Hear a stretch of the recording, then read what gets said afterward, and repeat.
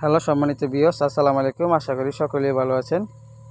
তো আপনারা যারা ভিডিওটা দেখতে পাচ্ছেন অবশ্যই লাইক কমেন্ট শেয়ার দিয়ে রাখবেন পরবর্তী নতুন ভিডিও পেতে। তো দেখতে পাচ্ছেন এগুলো হচ্ছে গিয়ে লাল কার্পু মাছের পোনা।